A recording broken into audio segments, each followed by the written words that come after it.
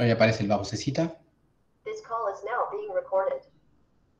Y arrancamos. Bueno, vamos a ver este capítulo. Se lo voy a pasar rapidito para que por lo menos tenga sentido el objetivo de la clase de hoy. La primera parte, en la sección 9.1, van a ver que no hay nada marcado porque son cosas que vimos en física 4. Fíjense, la ecuación de ondas, el problemita de la cuerda, ondas senoidales, todo esto lo tienen recontra sabido. Y de última, si lo tienen lejos, lo pueden repasar, digamos, en una lectura. Combinaciones lineales de las ondas senoidales, ahí lo presentan como, ¿sí? Como una integral de Fourier. Y la era la transformada, ¿se acuerdan?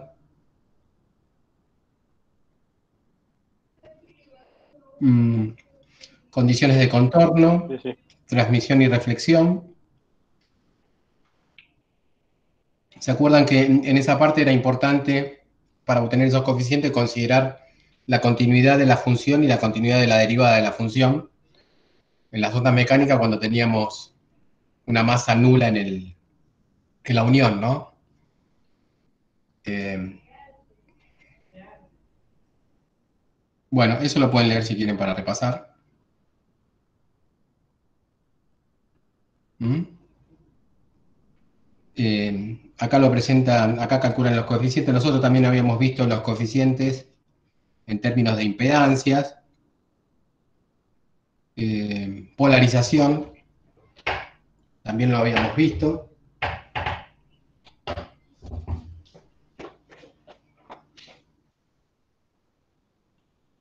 Y bueno, ahí ya arrancamos con las ecuaciones propias de ondas, pero para el caso del campo electromagnético. ¿Mm?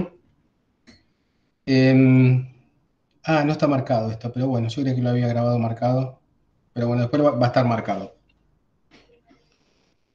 Bien,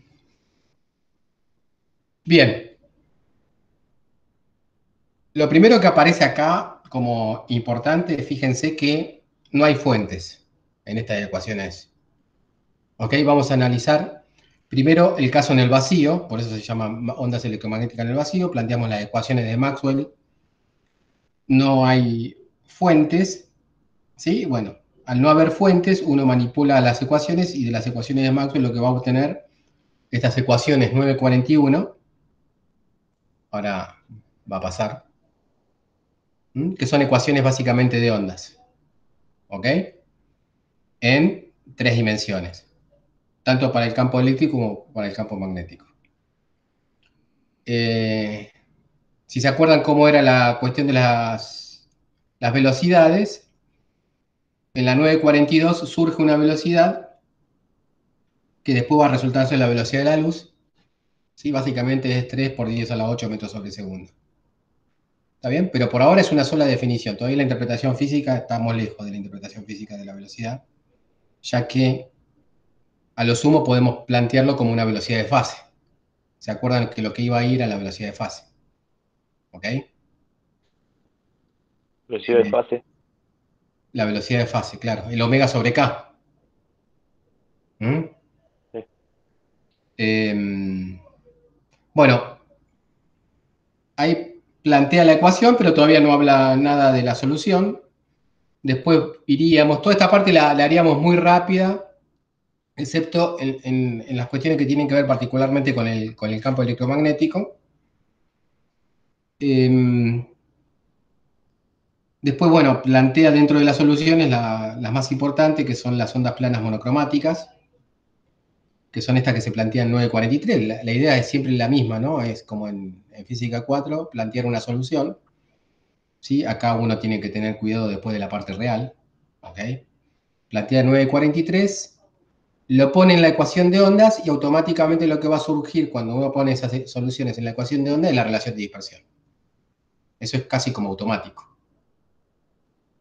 Hay una tabla donde presenta algunos valores típicos. Ustedes ya tienen una buena idea de lo que es una onda plana. Pero bien, uno puede ponerlo, en realidad si pone eso en la ecuación de ondas, no obtiene mucha más información que la relación de dispersión, que es una cosa que ya conoce, que es la relación entre omega y k. La relación entre omega y k es esa velocidad que define como 1 sobre raíz de mu 0, epsilon 0. Todo esto lo estamos comentando como, después lo voy a desarrollar, ¿no? Pero bueno, pero esas soluciones, además de cumplir la ecuación de ondas, también tienen que cumplir las ecuaciones de Maxwell. ¿Ok? De las ecuaciones de Maxwell son las ecuaciones de ondas, pero además tienen más requerimientos que cumplir, que son las propias ecuaciones de Maxwell. Cuando cumplen las ecuaciones de Maxwell, ahí aparece que esas ondas planas no son cualquier cosa, tienen que cumplir los campos eléctricos, la polarización del campo eléctrico y el campo magnético, y sus valores tienen que cumplir ciertas reglas, además de la relación de dispersión típica, ¿no? El omega sobre k igual a la velocidad de la luz. Eso es fundamental conocerlo.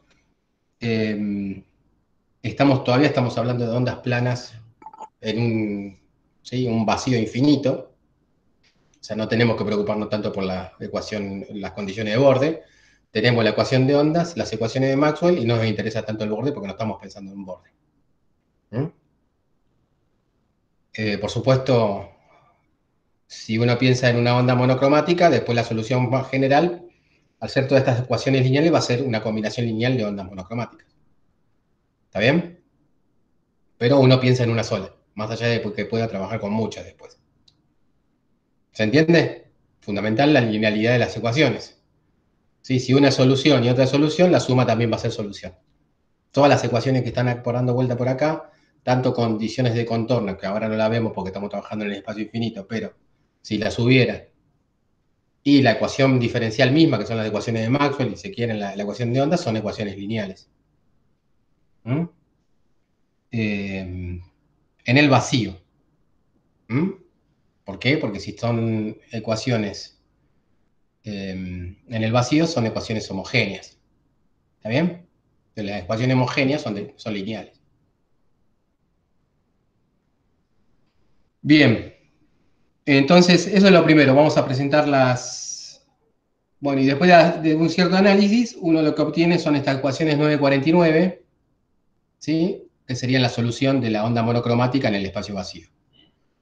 La vamos a presentar quizás de una manera más linda. Los productos vectoriales ahí pueden confundir un poquitito, pero básicamente lo que aparece acá es que el vector de propagación, el campo eléctrico y el campo magnético forman una terna derecha.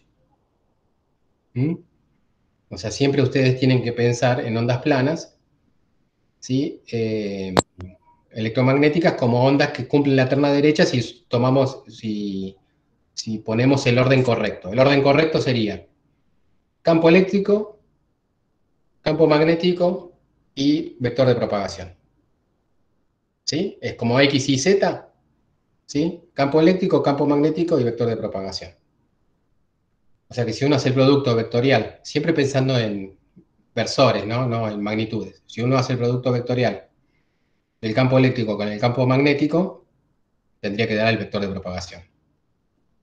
Si uno hace el producto vectorial del campo magnético con el vector de propagación, tendría que dar el campo eléctrico, ¿no?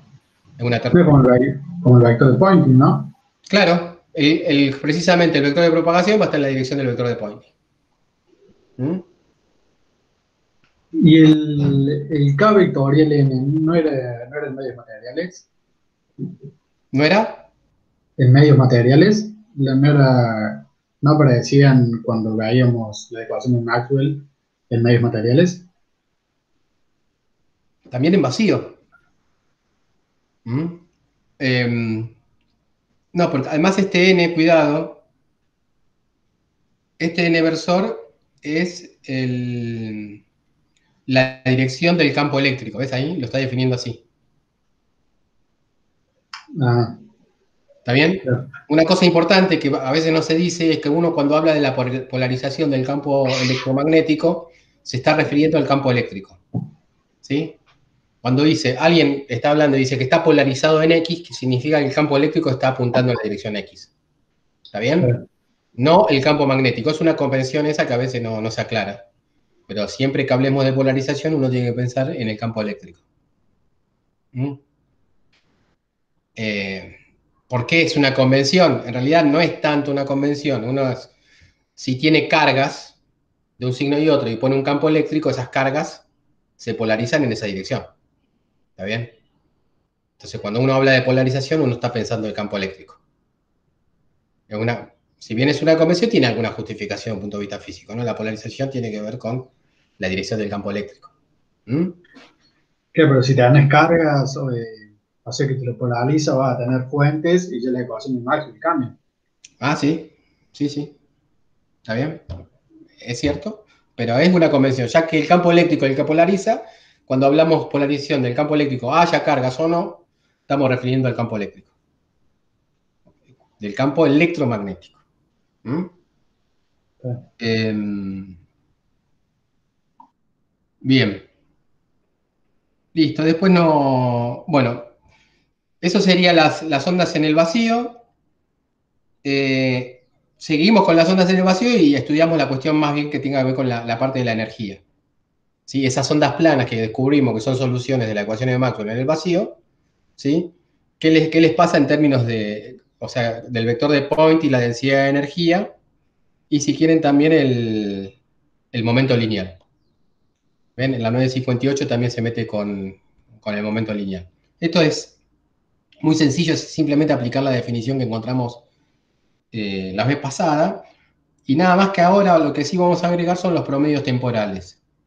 Las ecuaciones que van de 960 a 962 son promedios temporales. Fíjense que aparece un medio ahí. ¿Sí? Significa, ¿sí?, que eso es un promedio temporal en el ciclo de oscilación. Ya que las ondas planas de las que estamos hablando son ondas viajeras, ¿sí?, tiene sentido, por ejemplo, que la 961, que es el vector de Poynting, no sea nulo, ¿sí? Porque significa que la energía está yendo yo qué sé, de la izquierda a la derecha. Si hubiésemos hablado de una onda estacionaria, ¿sí?, el vector de Poynting hubiese sido cero, porque va para los dos lados la energía. ¿Sí? Una onda estacionaria, recuerden que uno lo podía pensar como una onda viajera a la derecha, como otra onda viajera a la izquierda. ¿Está bien? Y acuérdense que el vector de Poynting era el vector que indicaba, ¿sí?, hacia dónde iba la energía. ¿Está bien? Eso después cualquier cosa lo vamos a visitar un poquitito bien. Acá estamos haciendo un repaso general. Después hacemos el mismo análisis, pero ahora en la materia. O sea, no en el vacío, pero en la materia, pero cuando no haya cargas libres. Fíjense que las ecuaciones que quedan, ¿sí?, las cargas que no son libres, son las cargas ligadas, están metidas dentro de lo que es la definición del D, vector de desplazamiento, y del H. ¿Está bien? Se camuflan ahí adentro. Las ecuaciones siguen siendo homogéneas, ¿sí? Por lo tanto, las soluciones van a seguir siendo las mismas que antes, nada más que ahora, en vez de trabajar con mu0 y epsilon 0, vamos a trabajar con mu y epsilon. ¿Mm? O sea, no son ondas electromagnéticas en el vacío, hay cargas, pero esas cargas que hay son ligadas. ¿Mm? Son cargas que tienen que ver con una densidad de polarización o una densidad de magnetización. ¿Sí? Y cuando uno trabaja, lo que surge es que la velocidad de fase va a ser la 968, que es, en vez de ser 1 sobre raíz de epsilon 0 mu 0, va a ser raíz de epsilon mu. Donde epsilon, acuérdense, es la permitividad eléctrica y la mu es la permeabilidad magnética. ¿Mm? Bien.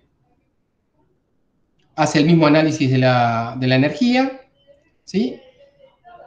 Y bueno, y considera ahora, llegado el caso de que uno tenga que considerar condiciones de borde. ¿Por qué vamos a empezar a considerar condiciones de borde? Porque hasta ahora trabajábamos en todo el espacio, Ahora lo que vamos a hacer es, la mitad del espacio hay un tipo de material y en la otra mitad del espacio hay otro. Entonces, necesariamente, en la interfase uno tiene que considerar las condiciones de borde. ¿Estamos de acuerdo? Bueno, entonces prepara el terreno para abordar el próximo tema, que es el 932, que es la reflexión y transmisión en incidencia normal. Pero obviamente, si tenemos reflexión y transmisión, ¿sí? Uno está diciendo que hay un cambio de medio. ¿Está bien? Entonces ya dejamos de estar en la hipótesis de que estamos en todo el espacio. Ahora por lo menos estamos con z menor de 0 hay un material y z mayor que 0 un material. Por lo pronto, ese material va a ser un material que va a ser el vacío o un medio de los que se llama lineal, ¿sí? Que tenga épsilon y mu. No estamos todavía en situaciones donde haya cargas libres. ¿Está bien? Ahora ahí. La mitad del espacio tenemos un épsilon y un mu, que podríamos llamarle épsilon 1 y mu 1, y la otra mitad del espacio tenemos otro medio lineal, que es épsilon 2 y mu 2. ¿Está bien? Estoy comentando toda la clase, voy a terminar la clase comentando nada más todo, ¿sí? Pero bueno, no importa. Si vemos que no llegamos, lo terminamos en la próxima clase. Pero bueno, para que tengan claro más o menos el panorama. Bien, fíjense las condiciones de borde. Las condiciones de borde son la primera, la I, ¿sí? Esa es la versión de condición de borde de lo que la ecuación de Maxwell era la divergencia de D igual al ρ libre. Pero como dijimos, no hay cargas libres, la divergencia de D es igual a 0, ¿sí? Y la condición de borde asociada a esa ecuación de diferencial es la I. ¿Estamos de acuerdo? ¿Sí? Lo vamos aprendiendo eso, ¿no? Esta que está acá, básicamente surge... Ah, no, yo estoy señalando esto. Surge...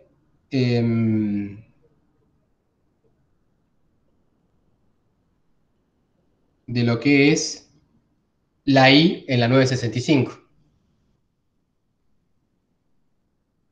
¿Lo tenemos claro los 5? Eso sí, ¿no? Ya lo hablamos varias veces. ¿Mm? Divergencia de D igual a 0 implica, ¿sí? Épsilon 1, ahí va, Épsilon 1 por E1 normal, que sería D1. D1 es eso. Épsilon 1 por E1 es D1. ¿Sí? Normal. Ese uno normal aquí queda a la superficie. A la superficie, claro. Sería el plano, si querés, Z igual a 0. ¿Está bien? En ese caso sería la componente Z del campo eléctrico. Claro, Ahora todo eso lo vamos a escribir, pero es para tener el panorama. Si queda algo ahí en el aire, no importa porque lo vamos a ver. Pero bueno, ahí lo importante es que cada una de estas 4 condiciones de borde corresponden unívocamente a una de las 4 ecuaciones de Maxwell. ¿Sí? Y eso hay que tenerlo re claro. ¿Mm? Y uno el desplazamiento y otro el H. El otro es el H. El H que aparece ahí es el B sobre mu. ¿Sí? Y el E paralelo igual al E2 paralelo, ese es la ley de Faraday. ¿Mm? Y el B1 normal y el B2 normal es la divergencia de B igual a 0. A mí todavía ya se quedó avanzando, pero no me quedó bien en claro, o sea, físicamente lo que es el desplazamiento y el H. El H habíamos dicho que era el campo macroscópico, ¿no? Sí. Y el Sí, está desplazamiento, bien. Lo repasamos ahora un poquitito. lo dijiste el otro día y Sí, ahí no se agarra mucho. bueno, haceme acordar cuando lleguemos por ahí.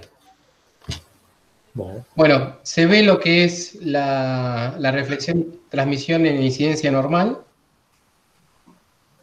Yo en función, está bueno que me preguntes, Alan, todas esas cosas, porque yo en función de las caras que van poniendo mientras voy pasando otro tema, es donde voy a hacer hincapié en el teórico. ¿Está bien?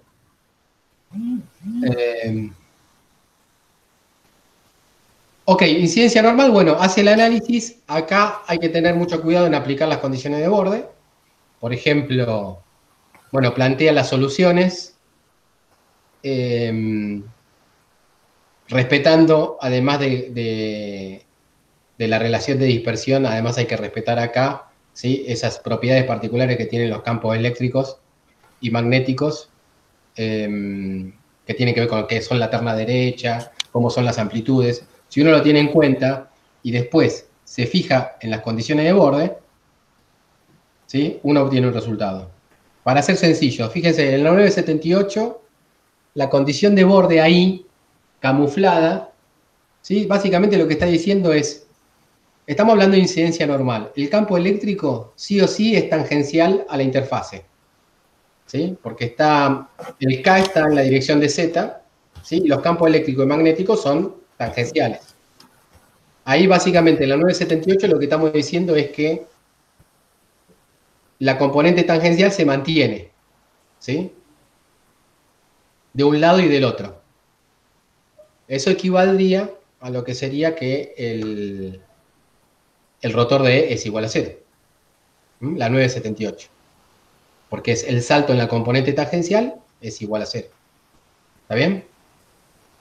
Uno, si es meticuloso, en realidad el rotor de E no es igual a 0. El rotor de E es igual a menos la derivada del campo magnético con respecto al tiempo. Pero habíamos dicho que a menos que el B se dispare en la superficie, ¿sí?, la condición que valía era la misma que valía en electrostática. Esa cosa después cualquier cosa Entiendo ahí cómo puede ser que el componente tangencial se mantenga. El R y un L, ¿eso? ¿Un I? ¿Qué es lo que es el primero? El primero es el campo incidente, el segundo es el campo reflejado, ¿sí? Sí. El campo que tenés, claro, el campo que tenés a la izquierda es la suma de los dos, el incidente y el reflejado.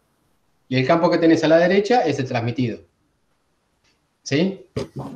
Igual, acá está todo muy resumido, yo te estoy haciendo un resumen, ¿sí? No lo tenés que entender de entrada, lo que tenés que entender es el tema que vamos a tocar, nada más.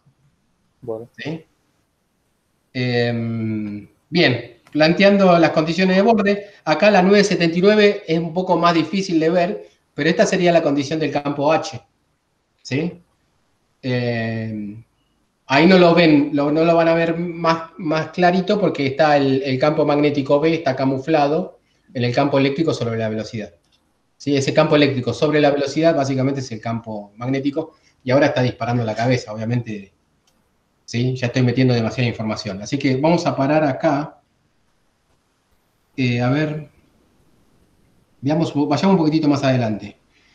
El mismo procedimiento ahora, pero en incidencia oblicua. Lo mismo, agarramos. Ahora, en vez de la onda incidente venir de frente, ¿sí?, viene en forma oblicua, y analizamos cómo son las ondas reflejadas y transmitidas en función de del cumplimiento correcto de las condiciones de borde. ¿Ok? Bueno, las fórmulas se complican un poquitito más. Las fórmulas son conocidas como, a ver dónde estaba el nombre, las ecuaciones de Fresnel. ¿Sí? Las ecuaciones de Fresnel. ¿Que son algo parecido a Snell o no? No. No, La ley de Snell, ¿se acuerdan que la ley de Snell era una ley que se cumplía siempre? Acá se cumple la ley de Snell, pero las ecuaciones de Fresnel tienen que ver más bien con los cambios en las amplitudes de los campos eléctricos y de los campos magnéticos, sobre todo en los campos eléctricos. Los campos magnéticos son por añadidura, ¿sí?, los del campo eléctrico. Es la polarización. Las ecuaciones de Fresnel tienen que ver más con la polarización del campo eléctrico y la ley de Snell, ¿sí?, tiene que ver más con la desviación, ¿sí? Con los ángulos. Con los ángulos. Mi idea es que al hacer los ejercicios uno no tenga que recurrir en principio a estas ecuaciones. ¿Sí? O sea, no hagan, los ejercicios no tienen que ser, a ver, agarro la 909, reemplazo y obtengo, punto. Uno tendría que ser capaz de hacer los ejercicios, ¿sí?, con la mínima información posible y con el correcto manejo, sobre todo lo que sean siempre las condiciones de borde. ¿Ok? O sea, yo prefiero que el mismo ejercicio uno desarrolle la teoría, por así decirlo. ¿Se entiende a lo que voy?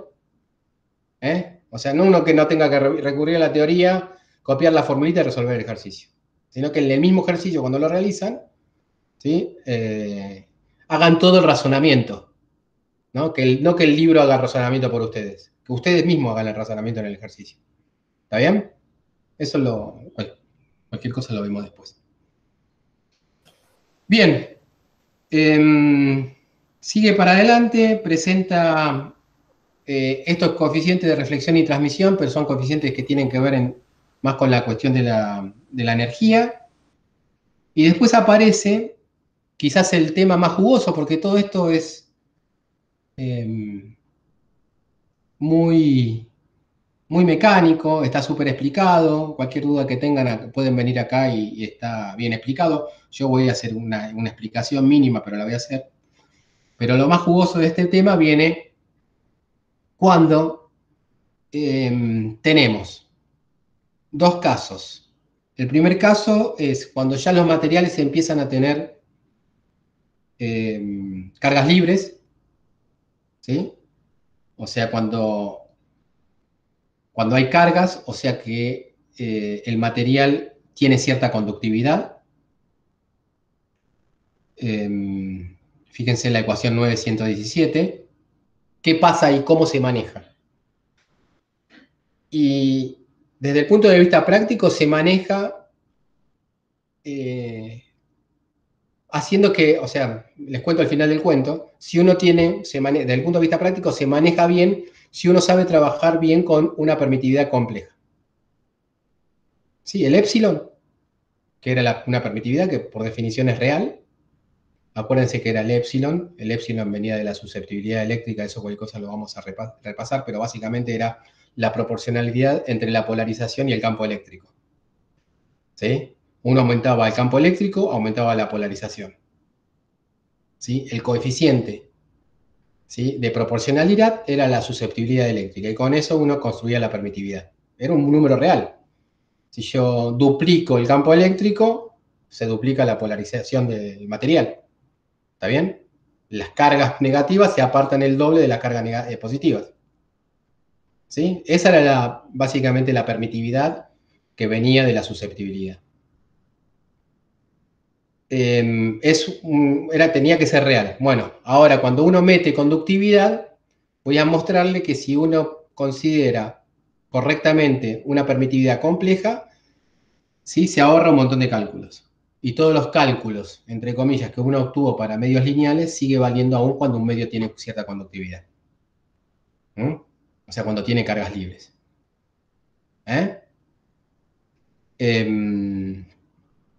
Y básicamente la clave, ¿sí?, que va a indicar si un medio es más dieléctrico que conductor o más conductor que dieléctrico es la relación que hay entre la conductividad sigma, la frecuencia omega de trabajo.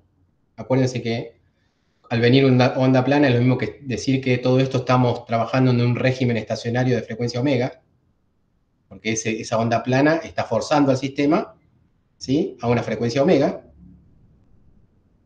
y el épsilon. ¿Sí? O sea, esa combinación correcta de esas tres cantidades, sigma, épsilon y omega, me va a decir si el material que yo tengo es más conductor que dieléctrico o más dieléctrico que conductor. O sea, esas tres cantidades. Fíjense que acá, por todos lados, bueno, no es por todos lados, acá no lo veo por todos lados, pero ven esa cantidad que aparece ahí, sigma sobre épsilon omega, ¿sí? Es la que me ve, fíjense que es adimensional, ¿sí? Sí. Esa es la que vamos a tener que trabajar bien para caracterizar situaciones en donde uno tenga conductividad. ¿Sí? Siempre estamos hablando de ondas planas.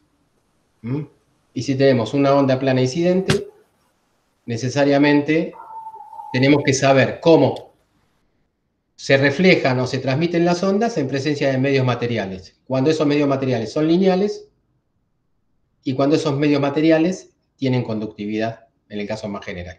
¿Está bien? Ahí las ondas planas que van a aparecer en los medios con conductividad, lo que se van a ir apagando.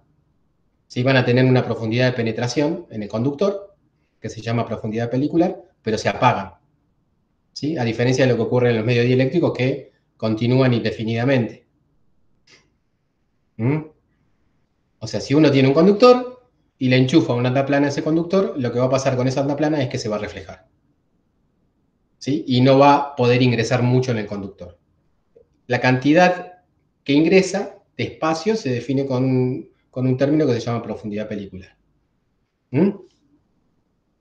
Esto quizás es lo que yo necesite explicar más en términos de que se le sea más fácil después el estudio del libro.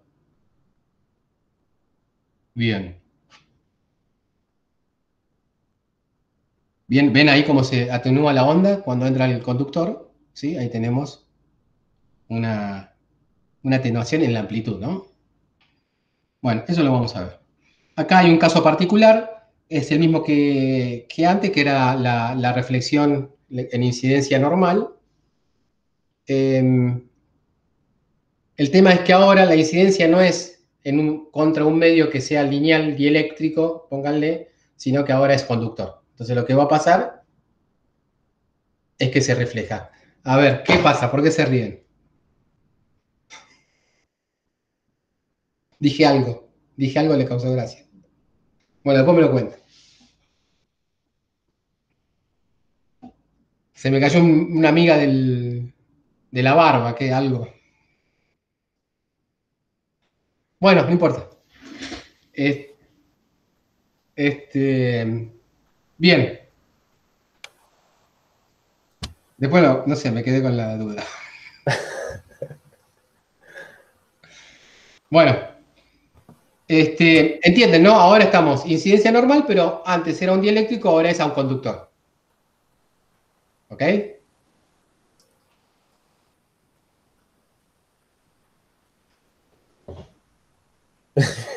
Parada. Bueno. Y acá el segundo tema más importante, o sea, el tema de considerar medios con cierta conductividad es importante, y otro tema que es importante también es explicar o darle un marco de mayor realidad a todas estas cosas, porque hasta ahora la permitividad que nosotros estamos estudiando no depende de la frecuencia.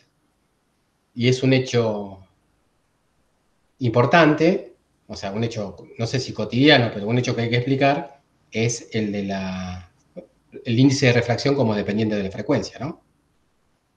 Eso ya tienen claro que el índice de refracción de ustedes depende de la frecuencia, pero hasta ahora eso no es explicable. Entonces acá uno lo que hace es dar un modelo para explicar por qué el índice de refracción depende de la frecuencia, y es más, hasta uno puede llegar a una fórmula para obtener cómo es esa dependencia. Y explicar, por ejemplo, los fenómenos de dispersión, ¿no? Por ejemplo, caso típico en el prisma, cuando es la separación de calores. ¿Está bien? Bueno, todo esto está acá. Arranquemos. Corto resumen. Esto es lo de... Esta parte es mucho las primeras 2 clases de física 4. Así que esto es casi inmediato. Fíjense que la ecuación que tenemos es una ecuación de un oscilador forzado, ¿no? Así que eso no va a resultar complicado. Arranquemos.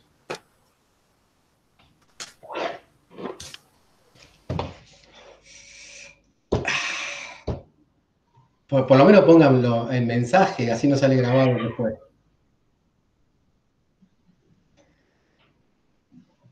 Me quedé con la duda. Era Camilo atrás, Camilo haciéndome burla, no. Al principio fue Camilo. Eso fue al principio. Y después fue él que mi señora, Mariana haciéndome... No, eso no creo. No pasó nada, no pasó nada. Bueno, pero ahora, ahora estoy desconcentrado. Bueno, arranquemos con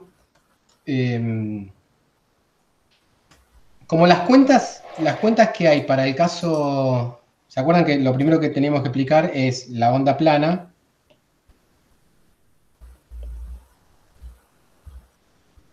En el vacío. Y lo mismo, pero en medio lineal. Así que arranquemos directamente con el medio lineal. Lo que voy a decir es lo mismo para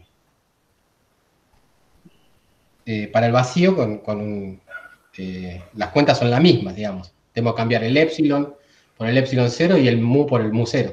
No hay nada de diferencia. Bueno, la primera ecuación que vamos a considerar es, en vez de divergencia de igual a 0, divergencia de D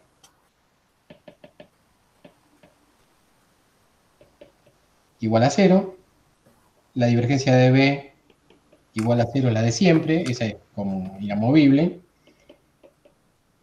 El rotor de igual a menos la derivada de la ley de Faraday, la derivada con respecto al tiempo del campo magnético. Y el rotor de H era igual a J, pero J no tenemos, dijimos que no hay cargas libres.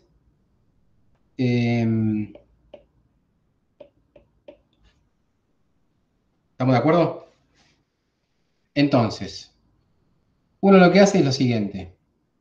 De acá obtiene la ecuación de ondas.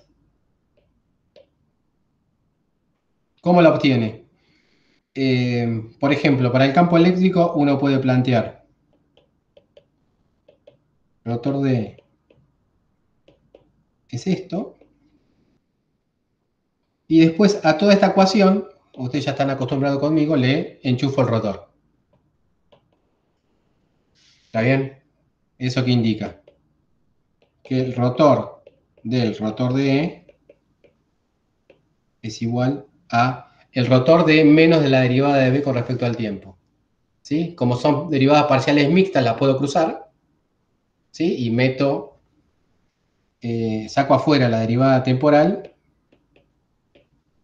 y meto el rotor de B adentro.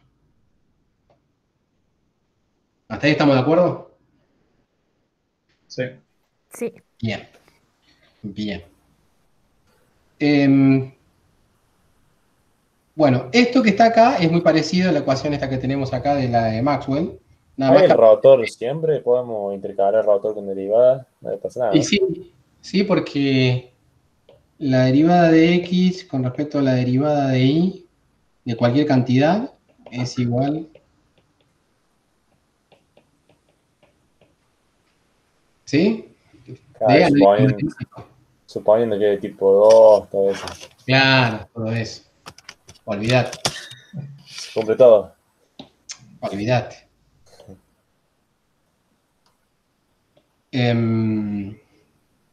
Bien, y acá estamos, lo que podemos hacer tranquilamente es al B este reemplazarlo por lo que es.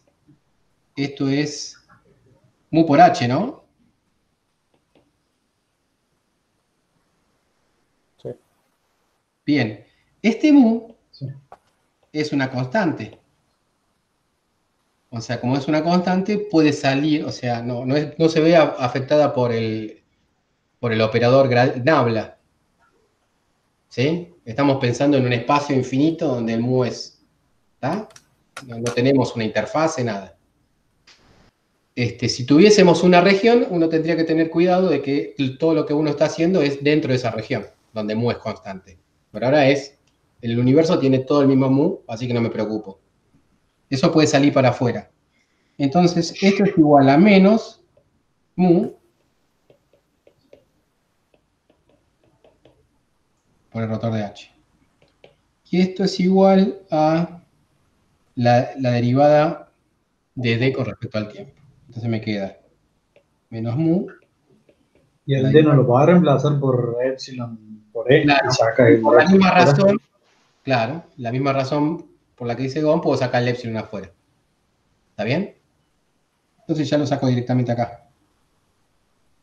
Y ahí me queda la derivada del cuadrado de E. ¿Ok? Entonces me quedaría... Y vamos a poner rojo porque es más divertido. Más que hoy es el día del... ¿no? Del hincha de River, ¿o no? Ah, sí, ¿Eh? por supuesto. Pongamos eso. Separemos el negro, nada que ver con News. Esto es rojo y blanco lo que viene ahora. News era así, ¿no? Negro y rojo. Me olvidé. ¿Sí? Sí. Entonces me queda rotor. El rotor de E igual a menos mu epsilon, la derivada con respecto al tiempo de E. Ay, entendí lo último que hiciste, Dani. El rotor de H igual a la derivada de T con respecto a E. O sea, la derivada del... H, claro, el rotor de H es la derivada, es esto. La derivada de R respecto a T. ¿Sí? Y el D Ah, es D. y saqué el epsilon para afuera. Está bien. ¿Está bien? Sí, sí. Y ahora, acá vamos a usar vaca menos caballo con cuidado. A ver si aprendimos. A, B, C. Esto sería vaca menos caballo. El vaca, acá anda bien, porque este era el que le daba ¿sí? La parte vectorial, y esto era, el A es esto, ¿sí? A por C, me quedaría así. Ahí está perfecto porque lo que estoy haciendo es una doble, ¿sí? Derivación sobre el campo eléctrico, no tendríamos problema. Y menos caballo, acá tendría problemas si yo pongo el E de este lado, porque me quedaría así. Así que yo lo que voy a hacer es pasar el E de ese lado. Entonces me queda la doble derivación al campo eléctrico. ¿Sí? Y los operadores actúan bien. Entonces, borro esto. Ese es Laplaciano. Esa es la Laplaciano. Claro. Entonces me queda menos mu epsilon. Listo. Esto es igual a 0, porque dijimos que no hay cargas en la primera ecuación de Maxwell. Y lo que me queda entonces es, bueno, yo Ah, y puedo te queda pasar, positivo. claro, puedo pasar de esto de un lado al otro. Entonces me va a quedar, lo puedo poner de las dos maneras. Igual a 0, ¿por qué? Ah, lo de arriba está. ¿Está bien? Claro.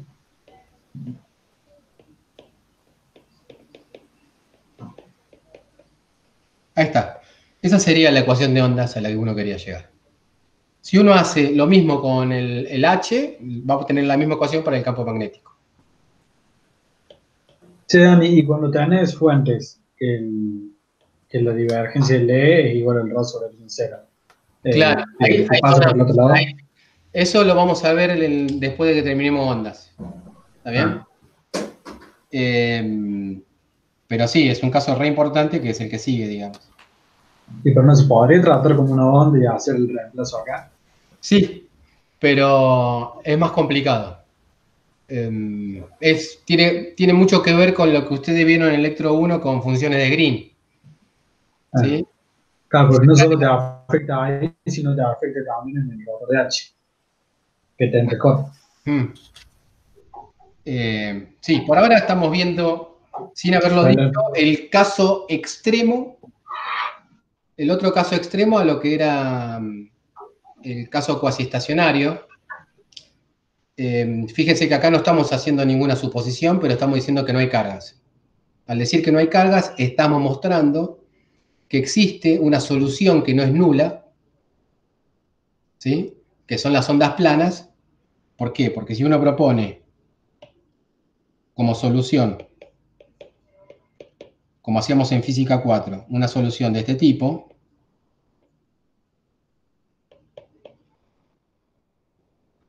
lo que encuentra es que esto sería solución de esta ecuación si la relación entre omega y el módulo de K, yo no lo voy a poner módulo K, se sobreentiende que en el módulo de K lo voy a dividir por un vector, no soy tan burro, ¿sí? Es igual a... no. Y yo le piqué.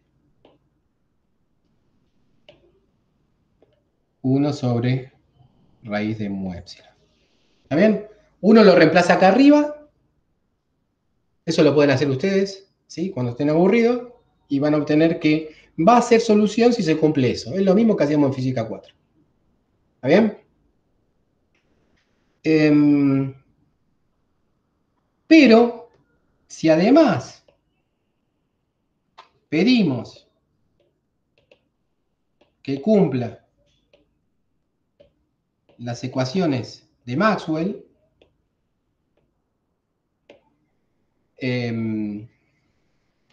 los campos eléctrico-magnéticos tienen otra particularidad. ¿Sí? Vamos a ver cuáles son esas particularidades. Ustedes me van a decir, y bueno, pero ¿por qué planteamos la ecuación de ondas si después vamos a ver que resuelve las ecuaciones de Maxwell? ¿No? ¿Por qué hicimos eso? O sea, mira, están las ecuaciones. No, porque nosotros estamos tratando de ver una solución particular que son ondas. ¿Está bien? Son las ondas planas. O sea, es interesante saber que estamos trabajando con un cierto tipo de soluciones que son las ondas planas. Por lo tanto, además obedecen una ecuación de ondas. ¿Está bien? Ahora, cuando pedimos que cumpla las ecuaciones de Maxwell, esas 4 ecuaciones de Maxwell, la cuestión que sale es esta. Por ejemplo, pedir que la divergencia de sea igual a 0 implica, ¿sí?, que K por E, en este caso sería de 0, que es la amplitud, porque el E o el E0 es lo mismo desde el punto de vista vectorial, sea igual a 0. ¿Está bien? Que la divergencia de B sea igual a 0 implica, eso lo pueden ver, simplemente le tienen que hacer la divergencia a la solución que estamos proponiendo, a la onda plana, y mostrarlo. Claro, se vos pedís que cumplen las ecuaciones de Maxwell a la solución que propones al DS. Si yo pido que cumpla la ecuación de Maxwell, entonces las divergencias me salen que el vector de propagación es perpendicular, ¿sí?, a los campos eléctricos y magnéticos. ¿Sí? O sea, es por eso que uno habla, ¿sí?, de que las ondas planas son ondas transversales. Che, Dani, ¿cómo llegaste que K0 por E0? O eso lo va a ver después. ¿Querés verlo? Se rompe la cabeza, ¿no? Lo creemos, entonces. Déjame mostrarlo en general y después lo vemos qué cosa. Por lo menos para que tengan el panorama de lejos un poquitito.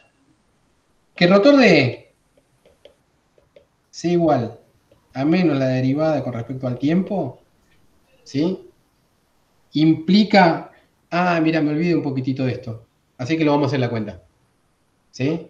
Pero acá esto va a implicar algo que es parecido a esto, que el K por el E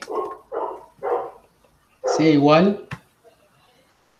¿Se acuerdan que había dicho que era una terna? Sí. Entonces, si había dicho yo que la terna era E, B, K... Claro, esto me tiene que dar el de B. Esto te tiene que dar, claro, El B. magnético. Claro, entonces a lo sumo implicaría esto, y en términos de amplitudes, uno lo que va a obtener, esto lo voy a mostrar, voy a hacer la cuenta, Alan, ¿sí? Pero Sí, quiero, la cuenta la van a tener que hacer quizás 100.000 veces, pero lo que no quiero que se olviden es lo que voy a decir. Fíjense esto cómo funciona como terna, ¿sí? Y lo otro que funciona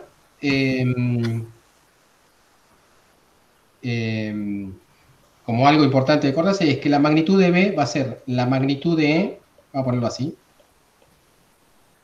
sobre la velocidad. Y en este caso la velocidad sería omega sobre K. O sea... Che, Dani, ese K es un vector, ¿o no?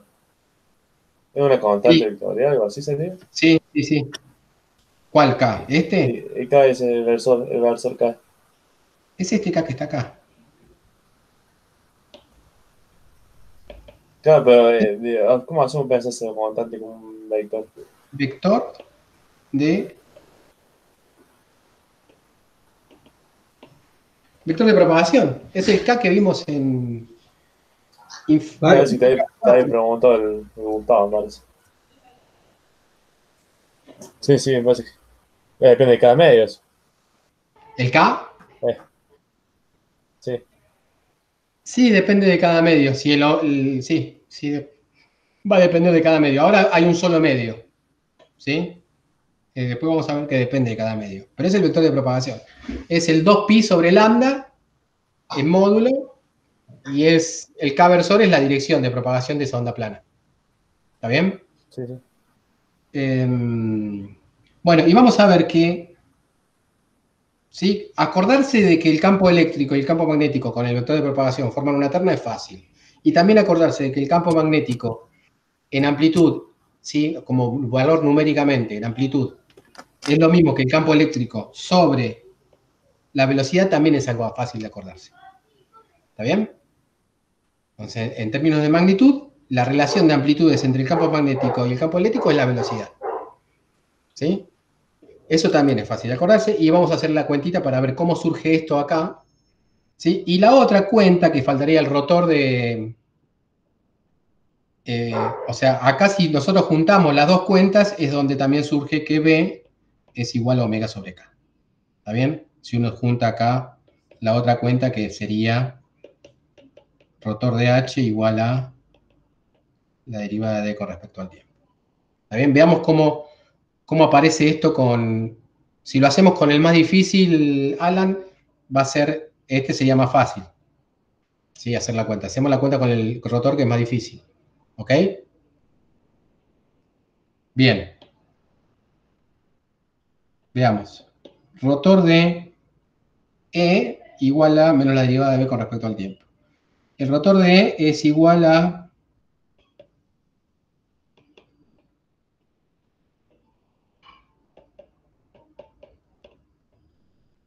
Y esto es menos la derivada de B con respecto al tiempo. Menos la derivada de B con respecto al tiempo me hace bajar un menos I omega, ¿no? Con el menos es un más, me queda I omega.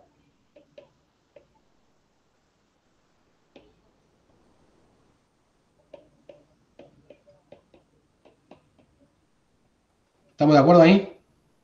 Sí. Bien. Acá voy a hacer un... Bueno, acá tacho.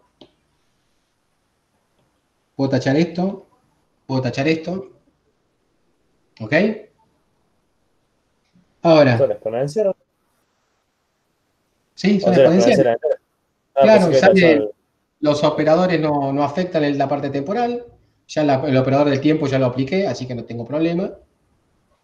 Acá voy a hacer un truquito. Acá podría trabajar con subíndices como te veníamos trabajando, pero vamos a tratar de hacer otro truco. El otro truquito es, fíjense, el operador este solamente actúa sobre esto, ¿ok?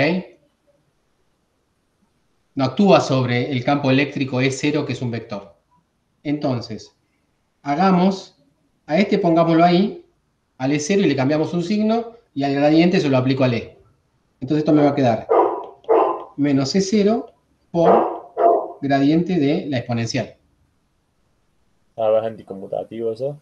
Claro, ¿te O- acuerdas que el producto vectorial, ¿no? Era anticonmutativo, como dice Alan, ¿sí? Sí.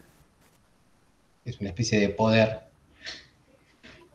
que tiene, es anticonmutativo.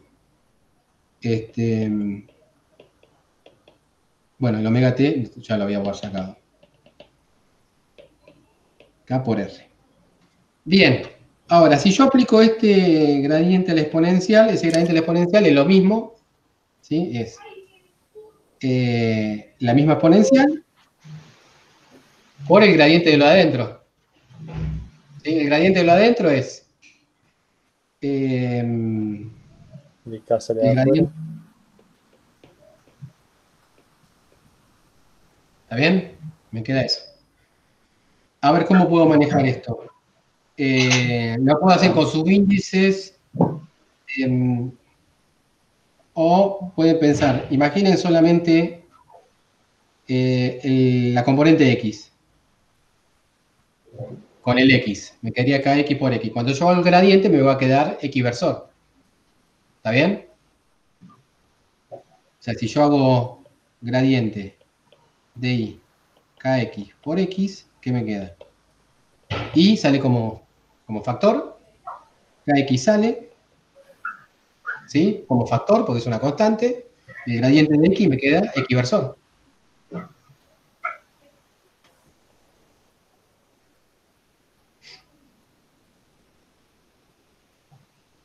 ¿Qué pasa? ¿Por qué me ponen cara? Dije que iba a estar. ¿No es X versor gradiente de X? ¿Qué es el gradiente? Te indica hacia dónde crece, ¿sí? La función que vos estás mostrando. La función es X. X crece en X versor. Si uno quiere Claro, hacerlo... te queda el 1, 0, 0. Claro, gradiente de X.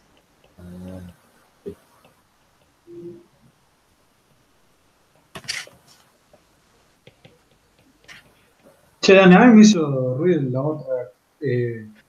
O sea, cómo diste vuelta. Ah, Que el E vaya del otro lado está bien, pero ¿por qué no fue con el E junto? ¿con el E?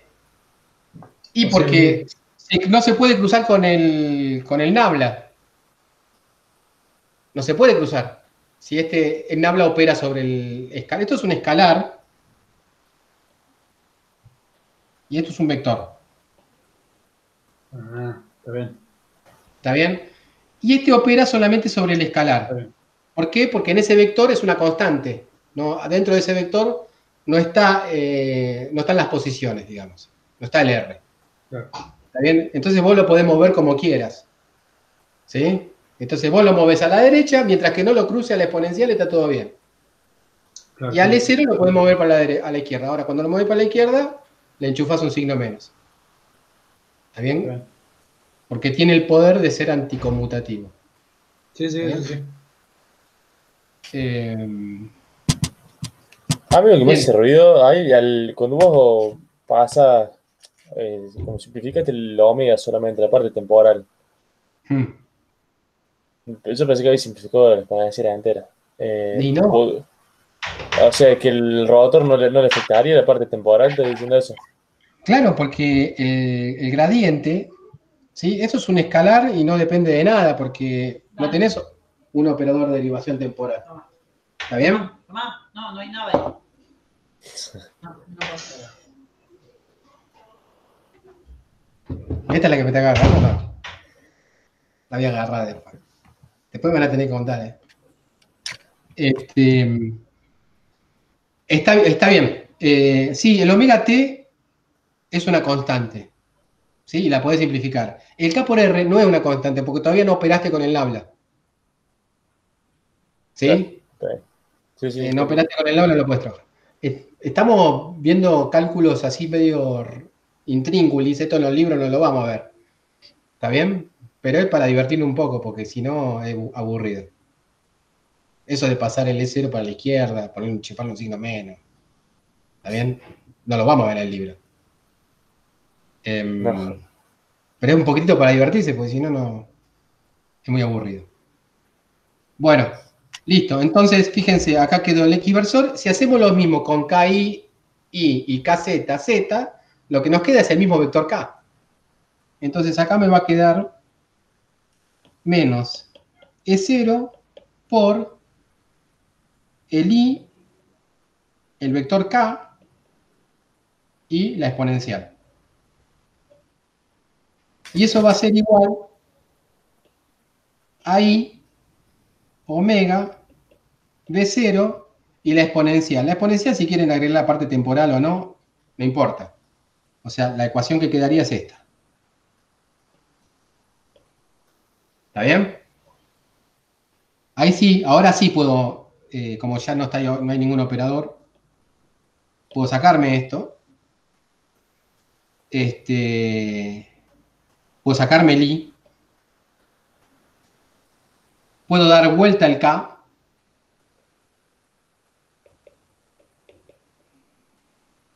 ¿sí?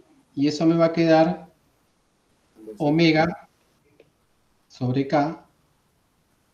No, perdón. Un solo K. Sí, acá sería el K versor.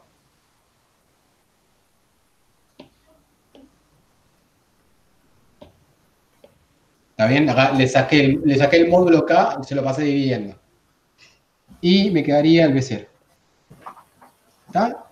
Entonces estamos diciendo que forman una terna derecha el campo, el K, el E0 y el B0, y que además el B0, ¿sí?, es el módulo del E sobre el omega sobre K.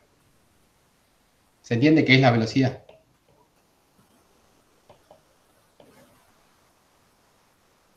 ¿Ok?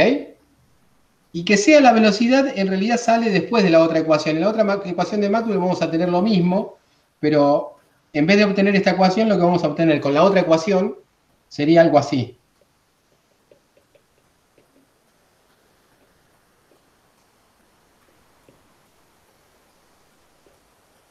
¿Está bien? Fíjense que acá estaría,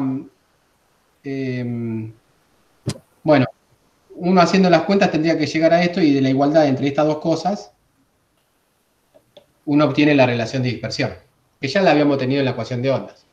¿Sí? Pero básicamente, ¿entendieron, no?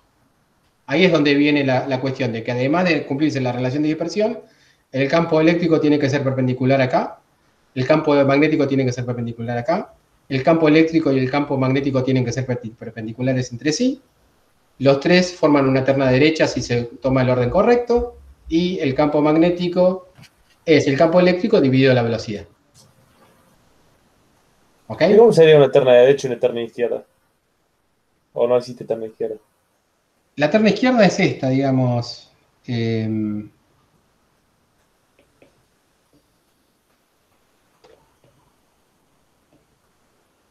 Esta es una terna izquierda. ¿Está bien?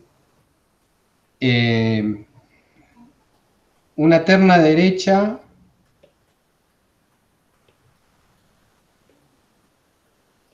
es esta. ¿En qué consiste? Acá cuando vos ponés las direcciones X, Y y Z, ¿sí?, estás asumiendo, ¿sí?, como condición.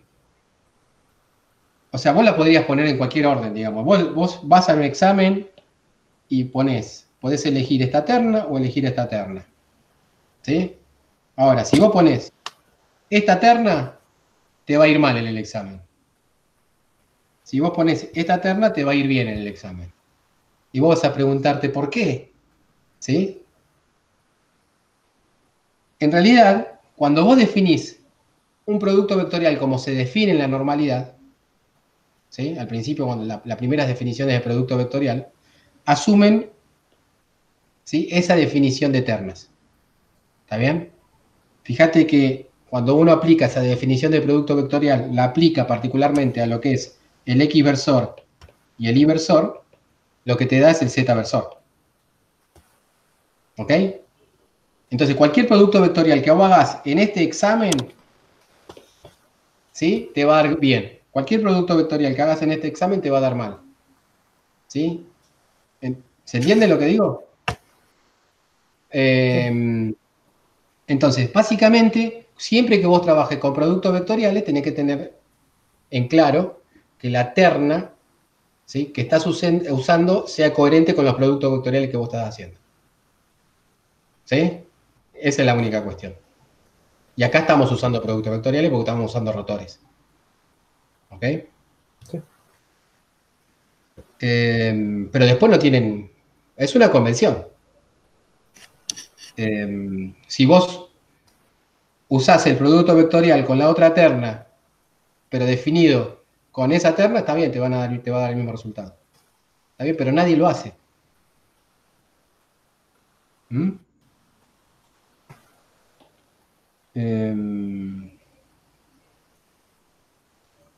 ¿Se entendió?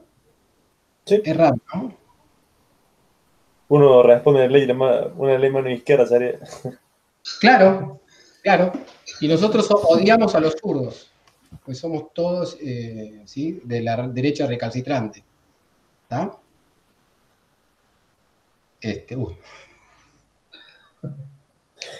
El enano fascista me salió. Bueno. Listo. Ya tenemos, por ejemplo, el hecho de que una onda plana en un medio lineal, ¿sí? ¿Por qué solución y cómo es esa solución? Ahora uno podría agregar una interfase, analizar cómo es la incidencia, ¿sí? Cuando uno tiene dos medios lineales, ¿sí? Cómo son las ondas reflejadas y transmitidas. Pero yo creo que, a ver, siguiendo, ¿dónde estaba eso? Acá. Vamos a ir vamos a tomar el caminito, ya que estuvimos con los medios lineales. Tomemos el caso en donde el medio, ¿cómo es la solución cuando tenemos conductividad? ¿Ok? ¿Sí? ¿Qué pasa? ¿Cuál sería la forma más fácil de encarar el hecho de que el medio, además de tener mu y epsilon, tiene sigma? ¿Sí? Tiene cierta resistencia a la conducción de corriente. ¿Sí? O tiene cierta conductividad. Entonces, ese tema sería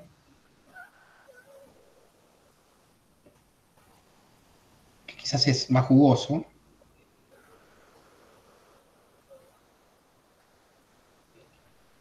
En conductores. Bien. Vamos a cambiar de pizarrón. Bueno, las ecuaciones de onda, ¿cuáles serían? Las mismas de antes, pero ahora al tener conductores uno tiene que considerar la posibilidad de cargas libres. ¿Ok?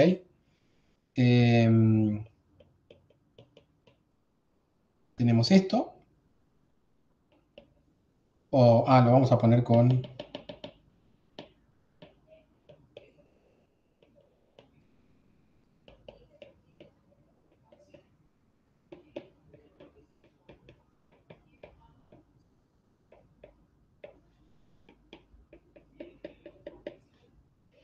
Al tener conductividad, las corrientes necesariamente van a estar dadas, las libres van a estar dadas por la ley de Ohm.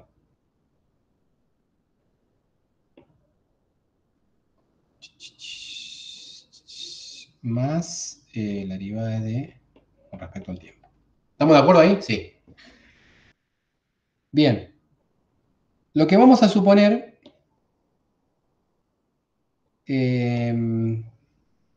o sea, de entrada tenemos que suponer algo importante que es régimen estacionario.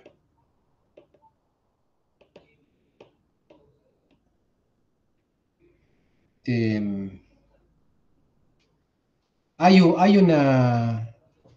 una razón ahí que dan, que quizás no es del todo convincente, de por qué uno elimina esto. ¿Sí? La primera razón para ver por qué se elimina esto es porque uno ha dejado transcurrir el transitorio y en ese transitorio, acuérdense que las cargas en ese transitorio se van a la superficie. ¿Sí? Hay un tiempo característico, ese tiempo característico era, si no me equivoco, ¿me ayudan ahí? Era, en un circuito es 1 sobre RC. En este caso, en vez de considerar R, uno tendría que considerar sigma y el C sería el epsilon. ¿Lo vieron eso en algún ejercicio? ¿Sí? No sé. Bueno, pero bueno, uno supone que ese tiempo ya transcurrió, ¿sí? Y que esas cargas desaparecieron.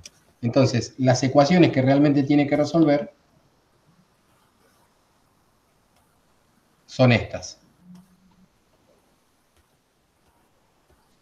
¿Se entiende lo que digo? A ver cómo lo presenta el Griffith. ¿Son cuáles? Estas, la misma, pero con el ρ igual a 0.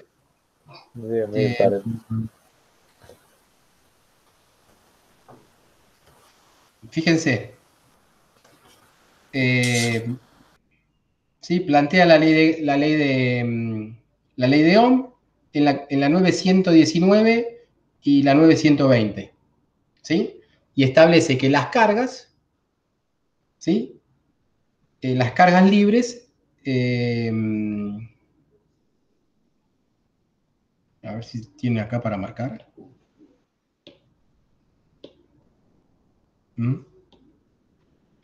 Las cargas libres cumplen esta ecuación. La solución de esta ecuación es esta.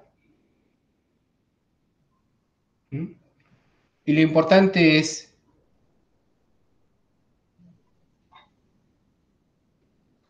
no estamos interesados en el comportamiento transitorio, ¿sí? Esperamos que cualquier carga acumulada desaparezca, ¿sí? Esto es lo que aparece antes, lo vamos a ver bien ahora, pero esa condición es fundamental para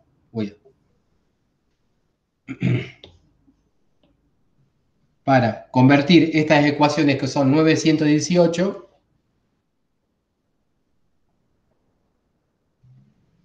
a las 921. Fíjense que la divergencia de ahora es igual a 0. ¿Sí? Antes la divergencia de D, bueno, ahí la ponía con E. Está bien, es lo mismo que la que puse yo, pero ahí el epsilon lo pone abajo. La divergencia de E es igual a 0. No hay cargas libres. Después, cuando se me ocurra, voy a dar un buen ejemplo de eso.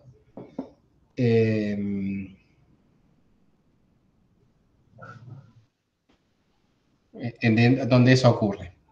Por ahora, créanmelo.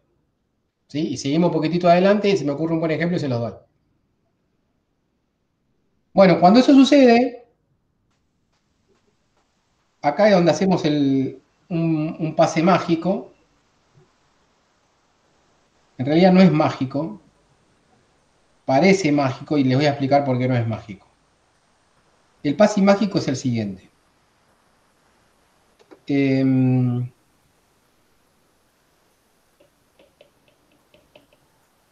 Fíjense, esto va así y esto va. Estamos pensando en un espacio homogéneo, hay un solo medio. Esto va.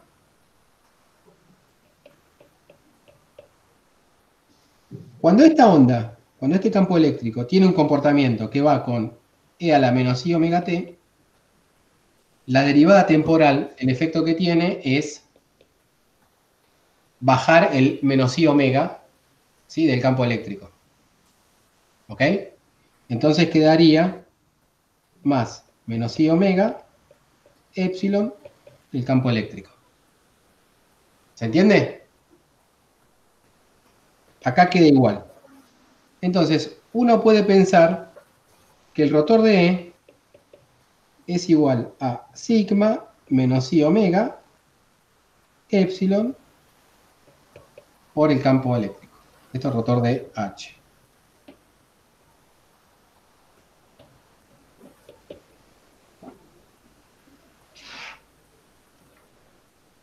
¿Ok? Si no hubiese existido el sigma, acá lo que hubiésemos obtenido es menos I omega epsilon E. ¿Está bien? Este sería sin sigma.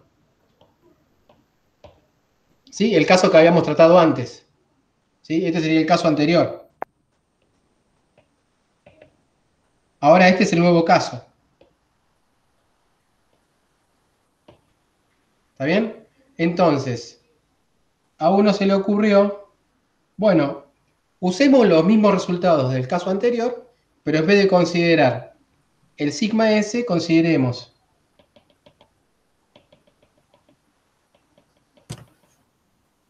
un sigma complejo, ¿sí? Definido de esa manera, que menos I omega S, perdón, sigma, un epsilon complejo definido de esta manera. Entonces, el épsilon complejo, fíjense que es, me queda épsilon, paso dividiendo menos i omega, entonces me queda más. ¿Lo ven a eso? O sea, uno podría decir, ¿Tenés menos ahí? Ah, pasaste, claro, menos ahí, 3. ¿está bien? Sí, sí. Avísenla porque me puedo equivocar. Bueno, entonces yo lo que digo es, cierro los ojos, agarro todas las cuentas que hice, los resultados que obtuve antes y listo. En vez de donde aparece el épsilon, le pongo el épsilon complejo y listo. ¿Sí? Y lo increíble es que funciona.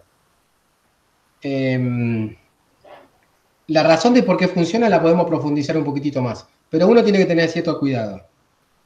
El primer cuidado que tiene que tener es dónde aparecía el épsilon complejo. ¿Está? ¿Dónde aparecía el épsilon?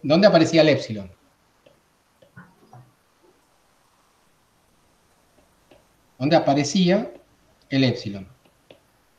Bueno, el épsilon aparecía primero, obviamente, en la relación de dispersión.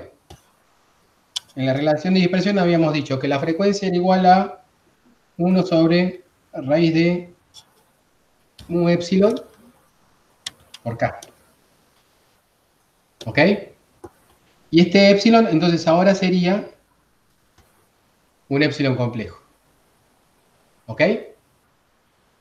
Entonces, cuando aparecía una velocidad, esa velocidad en principio tendría que ser una velocidad compleja.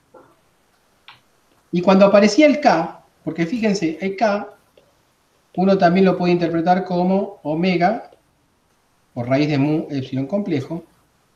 Entonces, cuando aparecía k, entonces ese k puede ser un k complejo, que viene de acá. Bueno, ¿cuál es el efecto de un k complejo? El primer efecto que va a tener un k complejo en la solución es, ¿se acuerdan que la solución era de este tipo?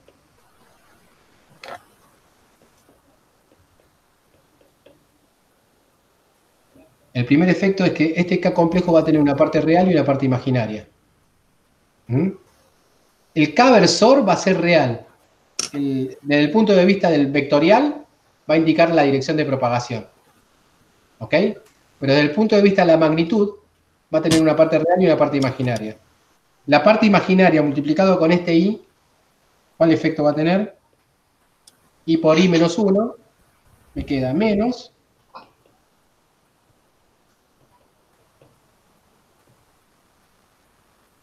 Y la parte real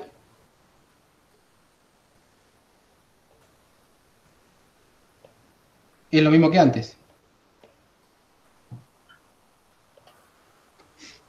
¿Se entiende? ¿Y los O omega no sea, sería imaginario también? no.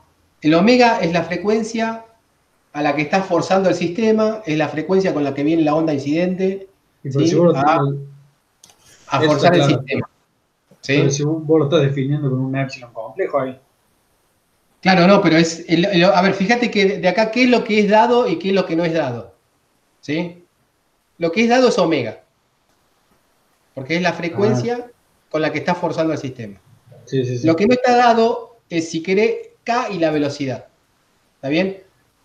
O sea, está bien, puede resultar medio mágico, pero ten en cuenta que según o sea, si vos vas viendo qué es lo que sucede cuando le escribís las cosas acá, todo esto empieza a cobrar sentido. Esto lo que indica es una atenuación, ¿está bien? En la dirección de K versor. Y esto lo que indica es una propagación en la dirección de K versor. O sea, en la misma dirección que está avanzando la onda, a la vez se está atenuando. ¿Sí? ¿Se entiende? Esto pues, simplemente porque esto es real, ¿no? Acá tenés, el imaginario se fue, ¿sí? Entonces te queda una atenuación en la dirección de K. Quizás confundí un poquitito porque no aclaré que este K, vamos a escribirlo bien, este K vector lo podemos pensar como un K complejo y un K, el que le da la dirección, real. 3D si querés. ¿Sí? Y de norma 1.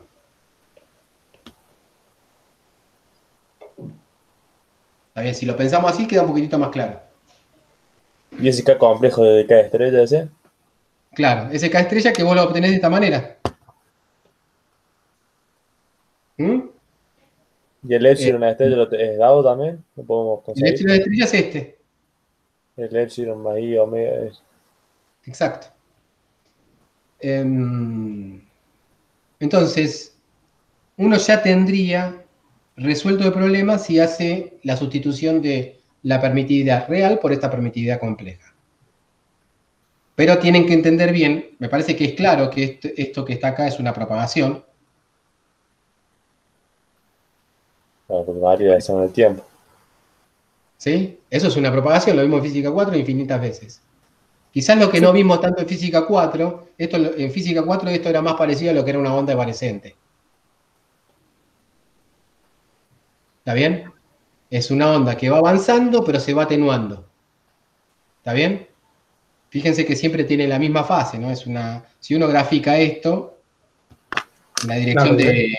decrece a medida que el R se aumenta, Claro. digamos. Si vos la graficas en la dirección de K-versor, lo que vas a obtener es esto. ¿Está bien?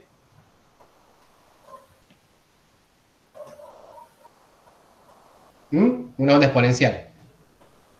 ¿Sí? Que la habíamos llamado evanescentes. Por otra parte, eso sería, si querés, este término sería el E menos, ahora ya lo podemos llamar capa, capa por R. Bueno, supongamos que la propagación es en la dirección Z. Directamente va a ser Z. Y si uno sobre esto grafica la otra, tomando la parte real, acuérdense que todas estas ondas son reales. Al final del cálculo uno tiene que tomar la parte real. ¿Sí? Uno lo que va a tener es, ¿sí?, una onda. Esta sería la parte de la propagación que se está propagando para allá, con cierta velocidad. ¿Está bien? Esta velocidad sí es una velocidad real. ¿Sí? Esta velocidad sería el omega sobre la parte real de K. Porque tiene que ver con la parte de la propagación, esa velocidad. ¿Está bien? Y este kappa en la parte imaginaria de K. ¿Sí? De K como ese número complejo que habíamos definido al principio. A ver, hagamos una especie de resumen.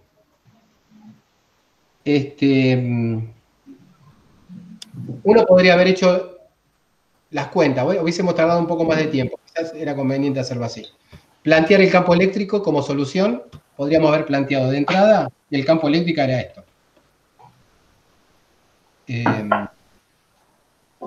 entrada, anda, Mica, no hay problema. De entrada podríamos haber propuesto esto.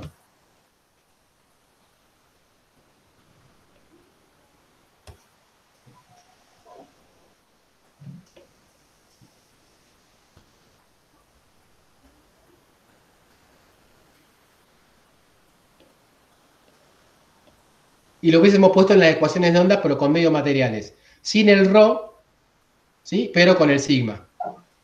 Cuando hubiésemos hecho todas las cuentas, si quieren la ecuación de ondas, hubiese aparecido la ecuación de ondas con una velocidad compleja, un lío. Hubiésemos hecho todas las cuentas, el resultado final que hubiéramos obtenido es el siguiente. Que esto va a ser solución si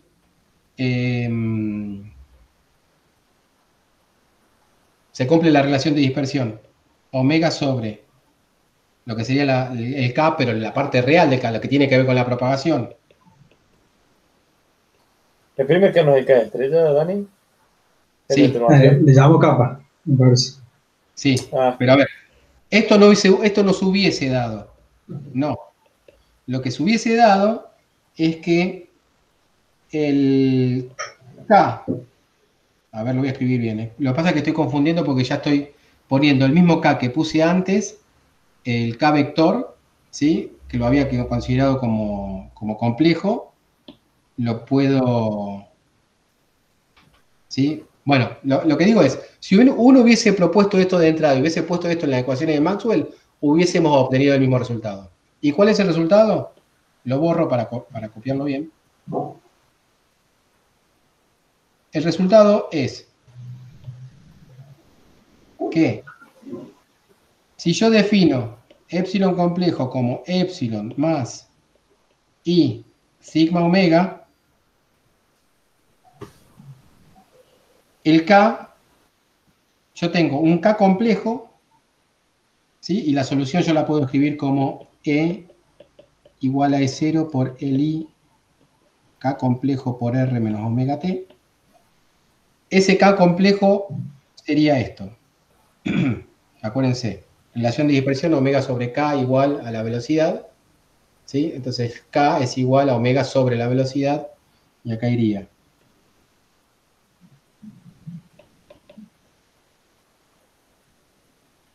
¿Está bien? Esa es la clave.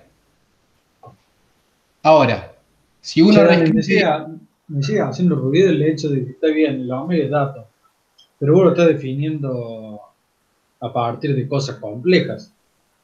Y entonces es un complejo. Va a tener una parte imaginaria. No sé si me explico. No, vos decís esto. Omega es igual a... Claro, cada estrella sobre raíz de mu sobre epsilon estrella. Bueno, pero fíjate, vos podés tener como cociente de dos números complejos un número real. ¿Sí? Sí, puede que sí o puede que no. Está bien, pero la frecuencia esta es... claro, vos decís, vos tenés un solo medio. Claro, porque abajo con la raíz te va a salir un i cuadrado. Está bien, pero no es así. O sea, la solución es tomando el omega real, ¿sí? Y considerando el K complejo. O sea, lo que estoy diciendo yo es, obtenés el E complejo simplemente tomando el epsilon como lo tomé yo recién en la ecuación de Maxwell-Ampère, Ampère-Maxwell, ¿sí? Sí. De ahí es donde vos definís el epsilon complejo. Y con ese epsilon complejo definís el K complejo de esta manera. ¿Sí? Y con eso uno resuelve cómo es. El K complejo que va acá es ese que está acá. Sí. Paso 1, esto sería paso 1. No te lo estoy justificando, te lo estoy presentando, si querés, como el final del cuento. Y paso 2, el cociente entre el B, ¿sí? ¿Se acuerdan que habíamos dicho que el B en magnitud era el E sobre el B? ¿Se acuerdan que habíamos dicho eso? Sí. Entonces, este sería el paso 1. El paso 2 es considerar esto, pero con el B complejo, y ese B complejo definido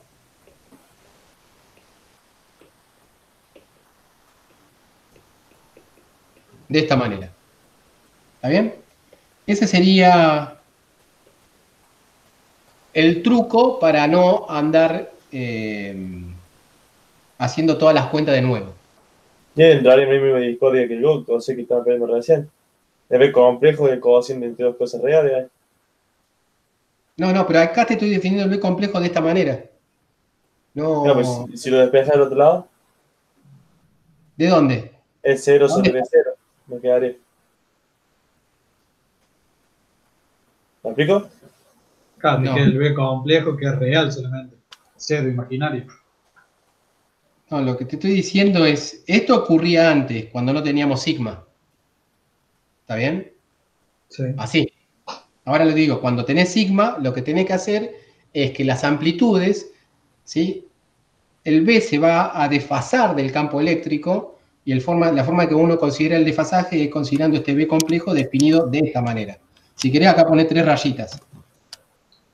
¿Está bien? Es una definición de B complejo. Sí. ¿sí? Pero este sería el nuevo caso. Esto es con sigma. Una redefinición. Está bien. ¿Está bien? Bien, ¿y esto qué te muestra? Lo que te va a mostrar, lo que resulta de esto es que ahora el B0, o el B mejor dicho, el B y el E, están desfasados. ¿Sí? Y El hecho de ¿no que es complejo, no es el B y el E? el E0 es el E que si uno piensa en un campo, en una onda incidente, ¿sí? Vale 1 o es un número que vos das de entrada. ¿Sí? Es la onda con la que vos, ¿sí? La onda que vos metés al sistema. ¿Está bien? Está bien, Luis. Obviamente el campo magnético, si ese sistema tiene cierta conductividad, ese campo magnético no va a estar en fase con el campo eléctrico como ocurría antes. Antes, los campos, ¿sí? Estaban en fase porque simplemente uno era igual al otro sobre la velocidad. ¿Sí? Entonces, si uno valía 5, el otro iba a valer 5 sobre la velocidad. ¿Está bien? Ahora, el hecho de que,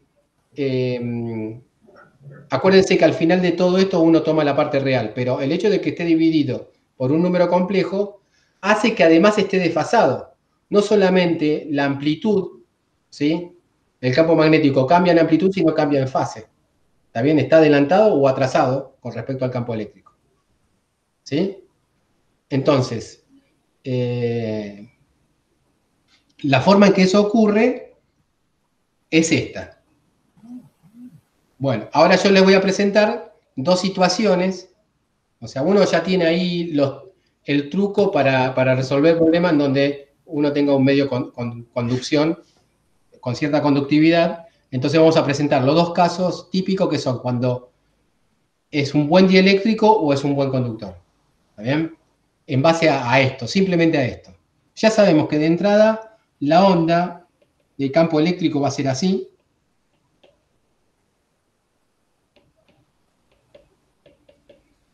En ese medio con conductividad. Y la onda del campo magnético, fíjense, si estamos hablando, vamos a hacerlo más fácil. Vamos a suponer que la onda se propaga en la dirección Z. Así no metemos vectores. Supónganse que la onda se propaga en la dirección Z. Y que el campo eléctrico está en la dirección X. ¿Está bien? O sea, este medio es un medio con cierta conductividad, acá una onda plana, esta onda tiene, esta es la dirección Z, esta es la dirección, vamos a llamarle X, y esta es la dirección Y. Lo que estamos diciendo es, en esta situación, si uno quiere considerar una onda que se propaga en la dirección Z, ¿sí? Vamos a tener un campo eléctrico con esta facha, ¿sí? Y un campo magnético con esta facha.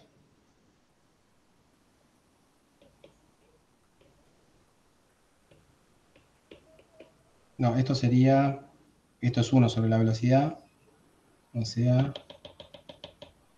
acá iría la amplitud del campo magnético, pero ya dijimos que la amplitud del campo magnético es la del campo eléctrico sobre la velocidad, y la velocidad es 1 sobre raíz, entonces quedaría,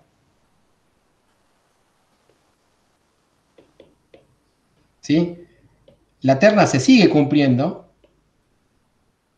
cambian las amplitudes nada más, y hay además un desfasaje, y acá quedaría lo mismo. Esto sería el campo eléctrico complejo y este es el campo magnético complejo.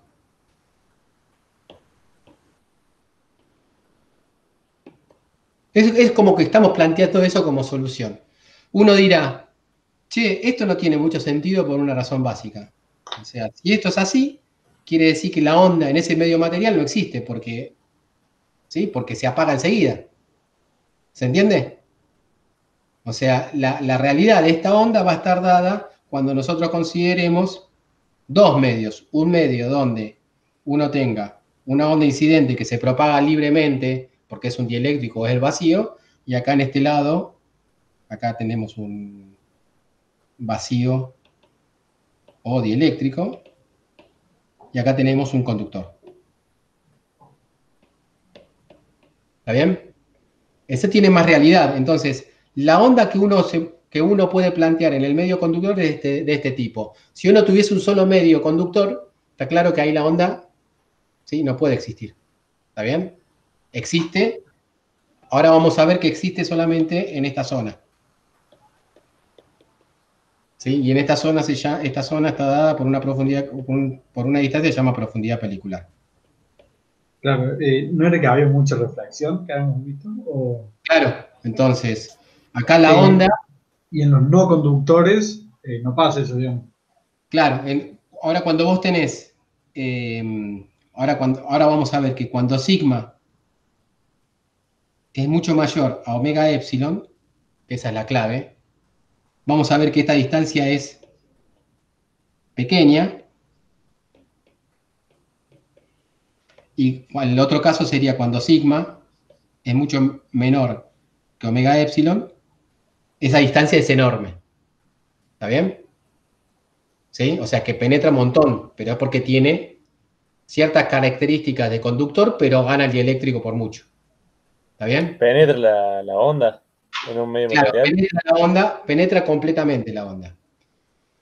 La clave está en esto, digamos, un medio dieléctrico son un montón de cargas ligadas que van oscilando cuando hay campo eléctrico. ¿Ok?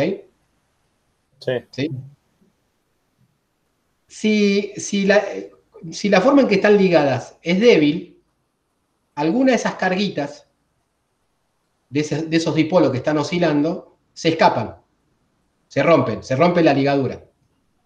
¿Está bien? Y esos electrones que quedan dando vuelta libre hacen que que tengan cierta característica de conductor. Van a tener una conductividad. ¿Está bien? Entonces, la clave está en cómo es la relación entre estas dos cantidades, que es sigma y omega. ¿Sí? O sea, no solamente la relación va a estar dada entre sigma y la permitividad, sino el omega es el que va a decidir, ¿sí?, si el comportamiento puede ser de conductor o de dieléctrico.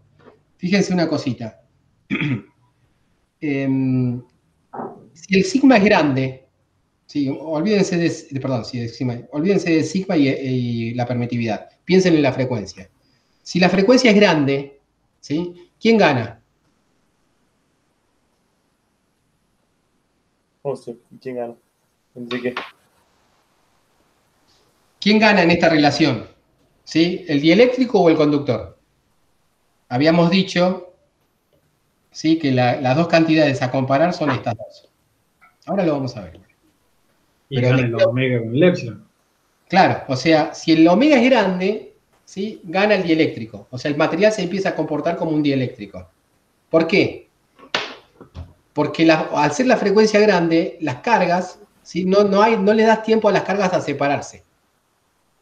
¿Está bien? Porque la frecuencia es grande, el sentido del campo eléctrico está cambiando, ¿sí? Se está escapando, se están alejando, pero vuelven a juntarse de vuelta por la frecuencia grande. ¿Está bien? No sé bien, o sea, no me cierra la situación en que estamos. ¿Es un material dentro de un campo eléctrico o un campo magnético? Sí. Eso iba a preguntar yo, un ejemplo típico donde se ve esto, o un ejercicio, no sé. Un material con pérdidas. Puede ser uno de los problemas que van a ver. A ver si lo tomamos como ejemplito.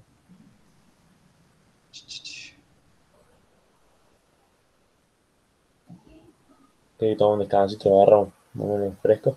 Dale, tomamos un descanso y les muestro. Acá justamente tenemos en el 919 tenemos ese problemita. Pero sí, vamos a tomar un descanso.